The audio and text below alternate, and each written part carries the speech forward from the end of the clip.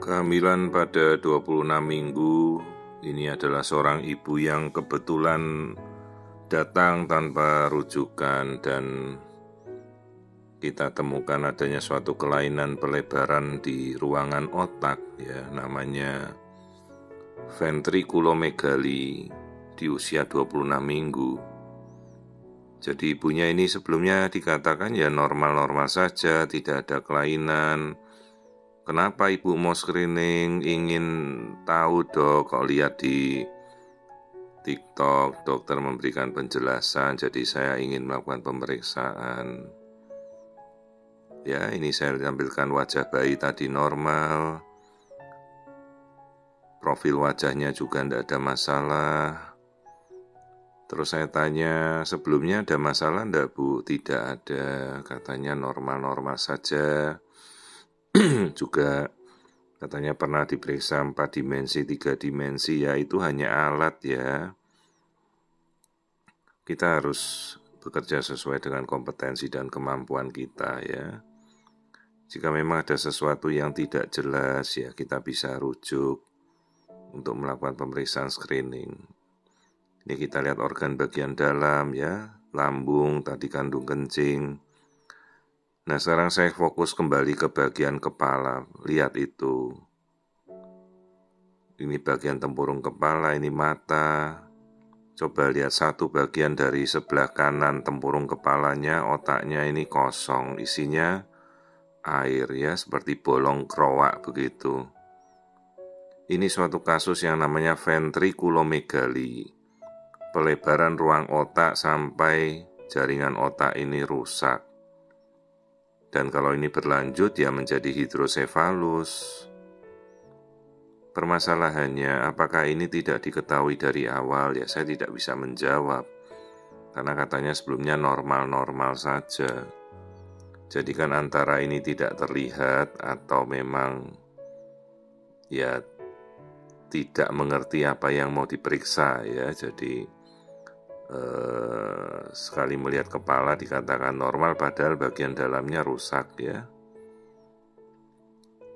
Sekarang kenapa hal ini terjadi ventriculomegaly? Ada dua macam, bisa karena penyumbatan, artinya memang saluran otaknya ini tersumbat karena ada penyempitan dari saluran ventrikel otak ya. Ventrikel otak itu ada dari ventrikel 1, 2, 3, 4. Atau memang ada infeksi, misalnya infeksi toxoplasma, rubella, cytomegalovirus, dulu ada COVID ya.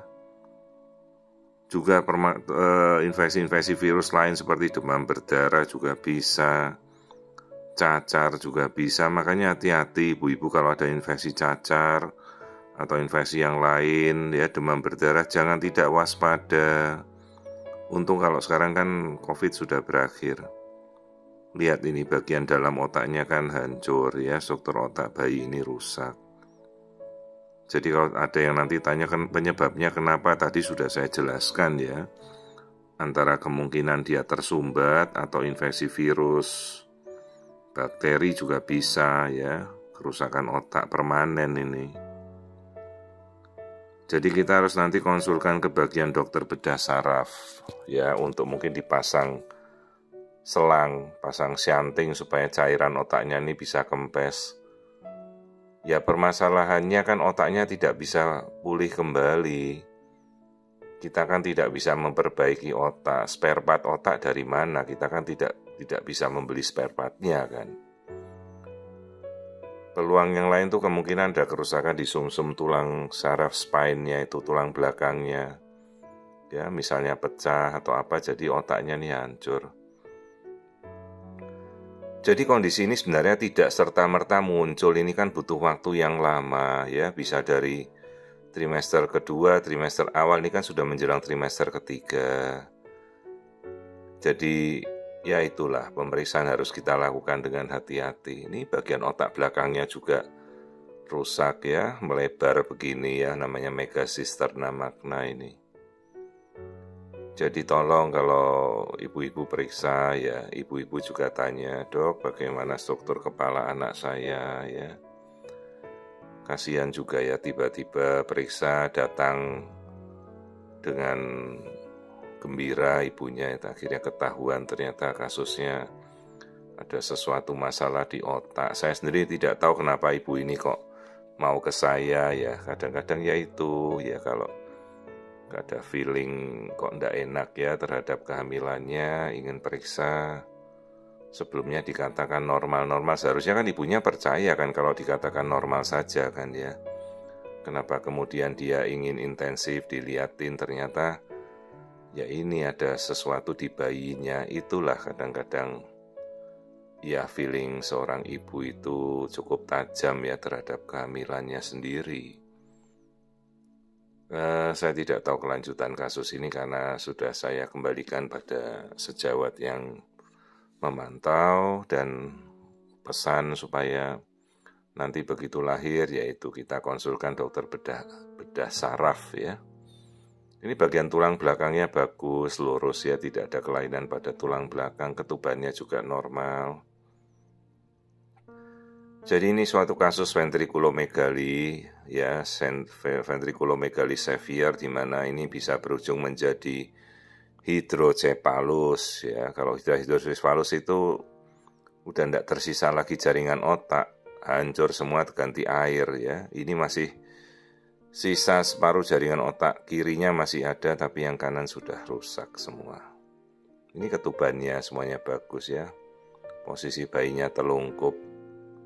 Masalahnya dalam minggu seperti ini kan ya, handicap atau sequel kerusakan otak pada masa depan, pada saat bayi ini dalam kehidupannya kan kita tidak tahu ya, prognosisnya buruk ya, mungkin bisa mempengaruhi fungsi kecerdasan, fungsi luhur, fungsi motorik, semuanya pastilah terpengaruh ya. Hanya kita sudah tidak bisa melakukan apa-apa lagi ya. Jadi jelas handicapnya atau sequel kerusakannya pada anak ini, pada bayi ini kan cukup berat ya.